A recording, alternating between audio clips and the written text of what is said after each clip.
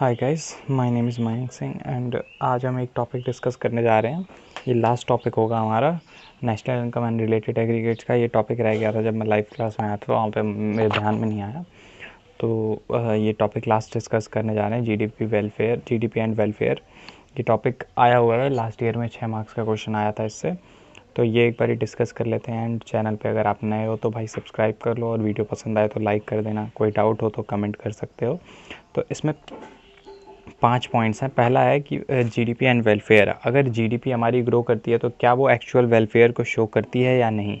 For example, हमारी GDP अगर 6.5 के रेट से ग्रो कर रही है, 6.5% के, तो क्या एक्चुअल में हमारी वेलफेयर भी हो रही है, हमारा भला भला भी हो रहा है, हमारे समाज का भला हो रहा है, ये देखना है यहाँ पे। तो देखते हैं। पहला पॉइंट है distribution of income. For example, हमारे यहाँ पे 3 लोग हैं हमारी इकॉनमी में, हमने लेट कर लिया ए बी सी।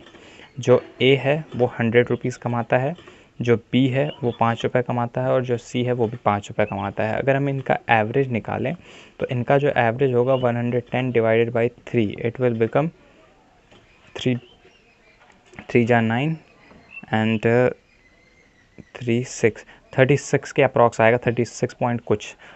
यहाँ पे 36 पॉइंट कुछ आएगा इसका एवरेज। बट अगर हम देखें तो एक बंदा 100 कमा रहा है और बाकी दोनों 5 कमा रहे हैं, जबकि 36 का मतलब क्या है, सारे बंदे लगभग 36 के आसपास होने चाहिए।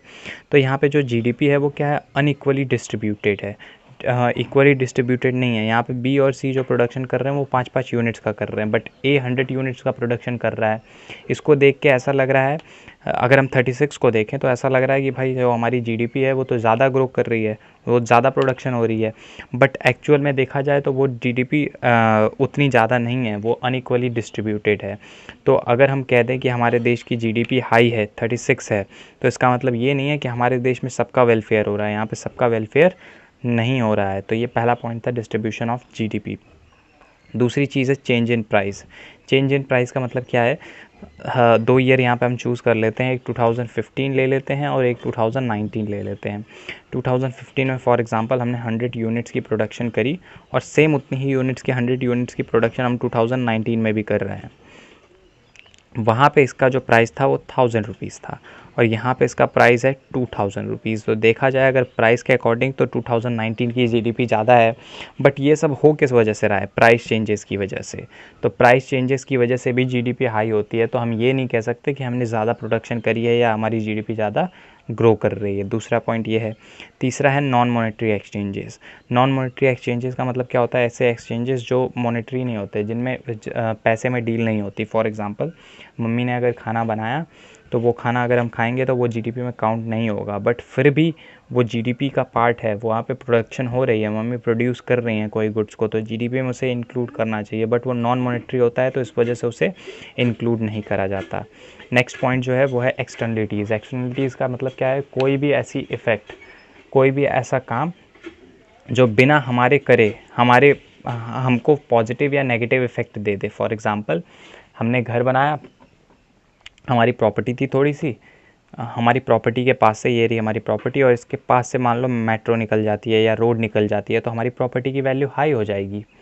इसके लिए हमने, हमारी प्रॉपर्टी की वैल्यू हाई करने के लिए हमने कोई एफर्ट नहीं करा, बट हमें इसका इफ़ेक्ट मिला, हमें इसका पॉजिटिव इफेक्ट मिला, हमारी प्रॉपर्टी की वैल्यू हाई हो गई। तो ऐसी चीज़ों को एक्सटर्नलिटीज़ कहते हैं, कि कोई भी नेगेटिव या पॉजिटिव इफेक्ट जिसके लिए हमने कुछ करा ना हो बट हम उसे बियर करते हों। अभी तो बात हमने पॉजिटिव इफेक्ट की करी, अभी नेगेटिव इफेक्ट की बात करते हैं। अगर यही घर है और यहाँ से नाला निकल के चला जाए, गंदा सा नाला, तब हमारी प्रॉपर्टी की वैल्यू क्या हो जाएगी, लो हो जाएगी। तो ये इसका नेगेटिव इफेक्ट हो गया। अब ये जीडीपी से कैसे रिलेट करता है ये देख लेते हैं। तो अगर एक फैक्ट्री है हमारे घर के पास, और वहाँ पे अगर प्रोडक्शन होती है तो वो हमारी जीडीपी को ग्रो करेगा, मतलब जीडीपी हमारी इंक्रीज़ होगी।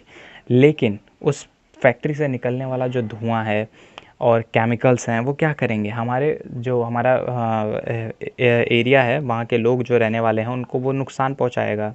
तो अगर जीडीपी हमारी ग्रो कर रही है तो उसके साथ हमारा वेलफेयर नहीं हो रहा, हमें तो नुकसान हो रहा है, ये हेल्थ को नुकसान पहुंचा रहा है। जो भी लोग वहाँ पे काम करते हैं उनको प्रॉब्लम हो रही है। तो अगर हम कहें कि जीडीपी ऑलवेज वेलफेयर को डिनोट करती है तो ऐसा कहना गलत होगा। उसके बाद नेक्स्ट है रेट ऑफ पॉपुलेशन ग्रोथ। अब 2 सिटीज़ हैं, एक सिटी ए है और एक सिटी बी है। सिटी ए में मान लो 100 लोग काम करते हैं और वो 1000 यूनिट्स की प्रोडक्शन करते हैं, और सिटी बी में 5 लोग काम करते हैं और वो 50 रुपीज़ की प्रोडक्शन करते हैं, 5 लोग काम करते हैं। अब देखो दोनों सिटीज़ बराबर थी साइज़ में, बट यहाँ की जीडीपी ज़्यादा है और यहाँ की जीडीपी कम है। इसको थोड़ा सा ऊपर लिख लेता हूँ मैं, 1000 रुपीज़। तो यहाँ की जीडीपी ज़्यादा है और यहाँ की जीडीपी कम है। ऐसा क्यों हो रहा है? पॉपुलेशन की वजह से। तो जहाँ की पॉपुलेशन ज़्यादा होगी वहाँ की जीडीपी भी ज़्यादा होगी। इसका मतलब ये है कि अगर पॉपुलेशन ज़्यादा है तो जीडीपी ज़्यादा होगी, लेकिन वेलफेयर तो कम होगा ना, क्योंकि पॉपुलेशन ज़्यादा होगी तो उनका हम ख्याल तो सही से रख नहीं पाएंगे। तो ये हमारे 5 पॉइंट्स थे। इंपॉर्टेंट क्वेश्चन है, ये लास्ट ईयर में आया हुआ क्वेश्चन है, तो ये मैंने डिस्कस कर लिया आप लोगों के साथ। और अगर वीडियो अच्छी लगी हो तो भाई कर देना सब्सक्राइब एंड लाइक कर देना। और कल 3 PM पे मैं लाइव आऊँगा, 3 PM पे, तो वहाँ पे जाके आप देख सकते हो, लाइव आके देख सकते हो और क्वेश्चंस पूछ सकते हो कमेंट बॉक्स में। And thanks for watching, bye bye.